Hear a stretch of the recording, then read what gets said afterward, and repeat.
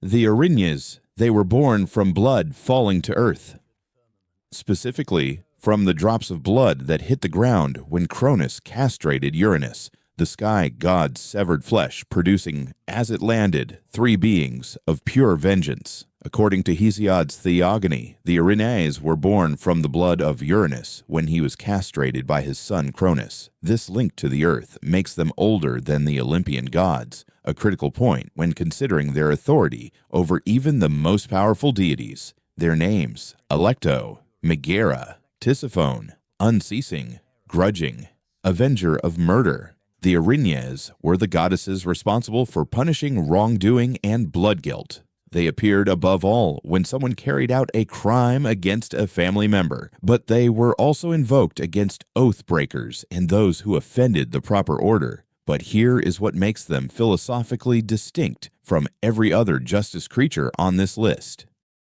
They were right, and they knew they were right, and they pursued with total conviction, and they were still integrated rather than defeated. In Aeschylus's Oresteia trilogy, after Orestes kills his mother Clytemnestra to avenge his father, he is relentlessly pursued by the Erinyes for matricide. Yet in the end, after Orestes is judged by Athena and acquitted, the Erinyes are convinced to abandon their vengeance and become Eumenides, the kindly ones, showing their capacity to evolve from ruthless punishers to protectors of justice. The conflict in the Oresteia, performed in Athens in 458 BCE, is not between good and evil. It is between two valid legal systems, the Erinyes' ancient blood vengeance law and Apollo and Athena's newer civic law. Athena resolves it not by defeating the Erinyes, but by offering them a home in Athens and a permanent role in civic order, their energy redirected, not extinguished. The mythology surrounding the Furies emphasizes their unwavering commitment to justice, which is not merely punitive but restorative, aiming to re-establish order within the cosmos. The Erinyes tell us something precise about what ancient Greece understood about justice: that the oldest law does not disappear when a newer law supersedes it. It has to be accommodated, given a role, made part of the new system. Otherwise, it keeps pursuing you. Regardless. Nemesis. She is the reason the word Nemesis still means what it means. Nemesis was one of the most feared and respected deities in the Greek pantheon, the goddess of righteous anger, divine retribution, and the punishment of hubris. Her name literally means to give what is due, revealing her essential function. She ensured that no mortal who enjoyed excessive good fortune or committed acts of arrogance escaped the consequences of upsetting the natural balance of the cosmos. But Nemesis is not simply a punisher of the wicked. She is something more precise and more disturbing. She was sometimes called Adrasteia, probably meaning one from whom there is no escape. In Greek tragedies, Nemesis appears chiefly as the avenger of crime and the punisher of hubris, and as such is akin to Ate and the Erinyes. She was the goddess who balanced excess, not just moral excess, fortunate excess, a man who had too much good luck without deserving it, a king whose unearned prosperity tilted the cosmic scales, as one who checked extravagant favors by Tyche, the goddess of fortune. Nemesis was regarded as an avenging or punishing divinity. In myth, Nemesis was particularly concerned with matters of love. She appears as an avenging agent in the stories of Narcissus and Nicaea, whose callous actions brought about the death of their wooers. Her temple stood at Rhamnus, in a remote region of Attica, deliberately isolated, suggesting her worship required a specific journey. You did not encounter Nemesis casually. You traveled to acknowledge her. The theological implication is exact. Unearned good fortune is itself a form of injustice. The universe has an equilibrium, and anything that tips it, even upward, even positively, generates a corrective force. We still use her name. My Nemesis. The thing that brings me down, the force specifically calibrated to my particular imbalance. She does not need to be believed in to be operating. Ammit. She never had to move. She just waited. In ancient Egyptian belief, Ammit was a composite female creature with the head of a crocodile, the front legs of a lion, and the hindquarters of a hippopotamus. assembled from the three largest and most dangerous animals known to the Egyptians. Those souls whose hearts did not balance in the scale of truth were devoured by this beast, condemned to oblivion. Ammit appears most clearly in chapter 125 of the Book of the Dead, known as the Weighing of the Heart ceremony. In many surviving papyri, the chapter 125 vignette explicitly shows Ammit crouched by the scales as the heart of the deceased is weighed. The heart was placed against the feather of Maat, truth itself, made physical. If heavier, Ammit ate it. Not punishment, not torment, consumption. The soul ceased to exist entirely. The Egyptians called it the second death, not an afterlife of suffering, but the complete erasure of the self. Ammit stands apart from most Egyptian deities. Unlike gods such as Osiris or Anubis, she was not worshipped in temples or honored with offerings. She had no cult, no priests, no festivals in her name. Because you don't build temples to the mechanism of justice. You build temples to the gods you want on your side. Ammit is the consequence of a life lived badly, given an appetite, and told to wait. What is philosophically precise about her is this: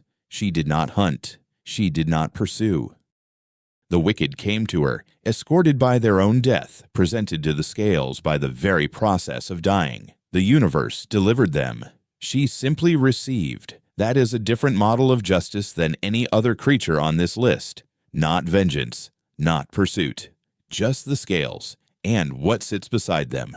Oni. They are born from wicked people. That is the detail that changes everything about the Oni. Oni are born when truly wicked humans die and end up in one of the many Buddhist hells. Transformed into Oni, they become the ogreish and brutal servants of Great Lord Enma, ruler of hell. An Oni's job is to mete out horrible punishments, such as peeling off skins, crushing bones, and rendering other torments. All these tortures are for wicked sinners, but only those not quite wicked enough to be reborn as Oni themselves. The logic is exact and calibrated. The wickedest humans become the punishers of the merely wicked. They administer to others what they themselves embody.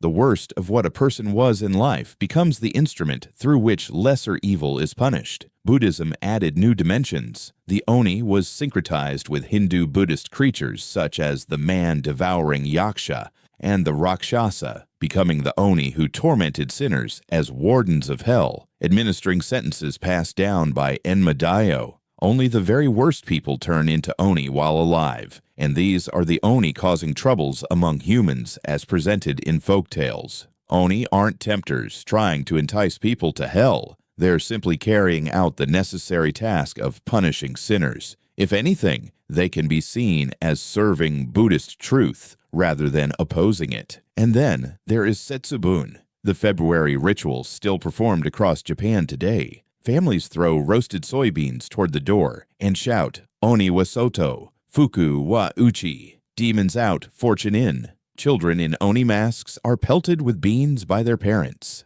The ceremony is joyful.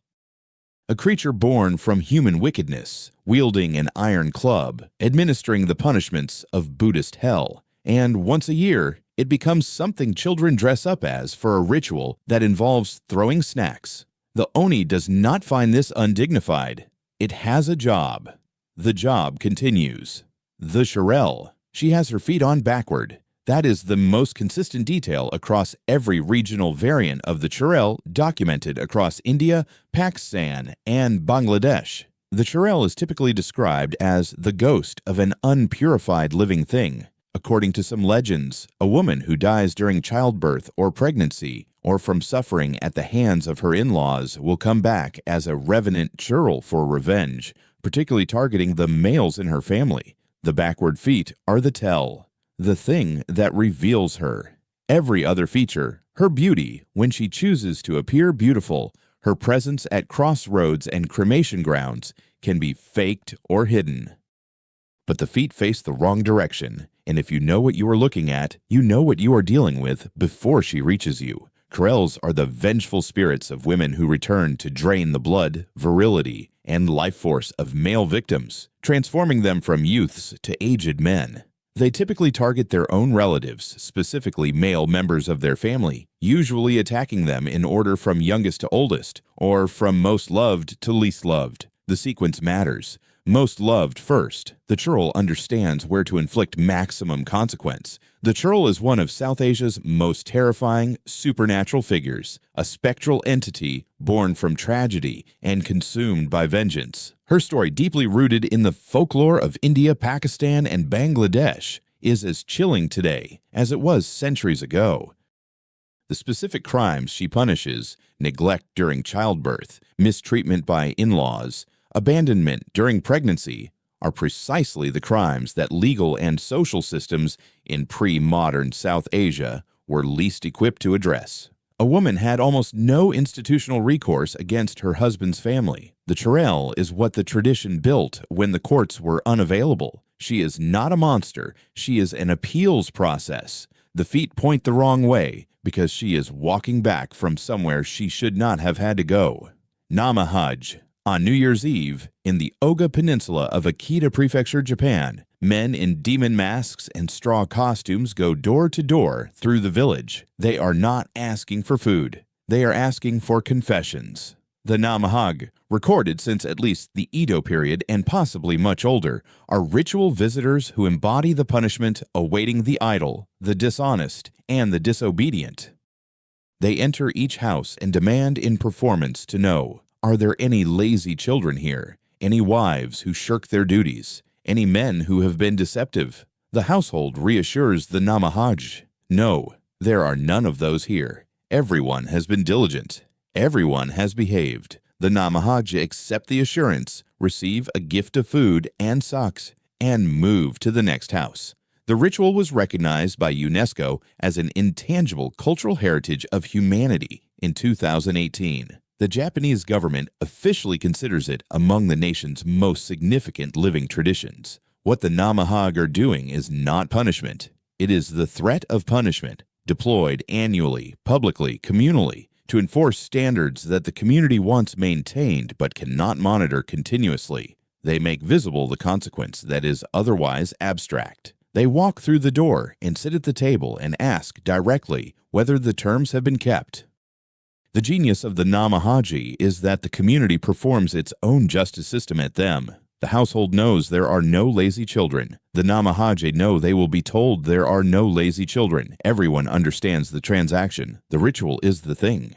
The performance of accountability is the accountability. Some traditions understand that the most effective punishment is the one that never has to be administered. The Lernaean Hydra's context. The Hydra is usually described as a monster Heracles killed. That is the least interesting thing about it. The Lernaean Hydra lived in the swamps of Lerna, a real location in the Argolid of Greece, associated in ancient sources with an entrance to the underworld. In Greek tragedy, divine retribution is a major theme, providing the unifying thread of the works of Sophocles and many other literary works. The Hydra was the child of Typhon and Echidna, placed specifically at Lerna to guard a specific entrance to the realm of the dead.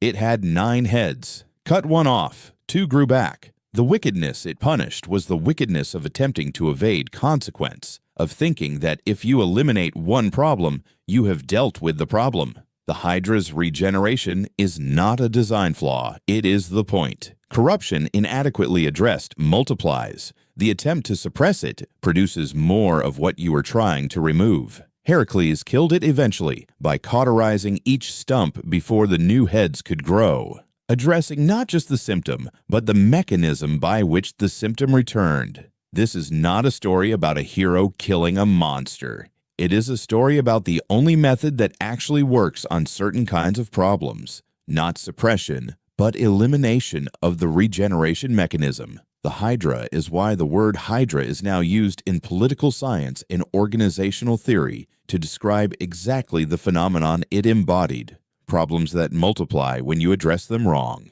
The monster died. The concept it described did not. 8 creatures, Greek, Egyptian, Japanese, South Asian, Norse, and the living ritual tradition of Akita Prefecture, the Erinyes, who pursue the guilty with total legitimacy and are ultimately integrated into civic order rather than defeated. Nemesis, who balances fortune as much as wickedness. Ammit, who waits beside the scales and simply receives what the dying bring her. The Oni, born from the worst of what humanity produced, administering punishment to what is merely bad. The Churel, who is the appeals process for the crimes that institutions would not hear. The Namahage, who perform the threat of punishment so effectively that the punishment never has to occur. None of them are simply monsters. Each one is an answer to the same question: what happens to wickedness when the humans who are supposed to address it don't? And the answers reveal what each civilization most feared going unpunished. Greece feared hubris and blood guilt within families. Egypt feared a life lived dishonestly, accumulated in the weight of a heart. Japan feared the wicked escaping consequence entirely, and built creatures from their own wickedness to administer what they deserved. South Asia feared the specific cruelties that women suffered without recourse, and built something that walked back from the place those cruelties sent them. Justice monsters are not supernatural. They are aspirational. They are what every civilization built when it looked at the gap between what should happen to the wicked and what actually did, and decided that gap needed to have teeth. The gap is still there. The teeth are still there too.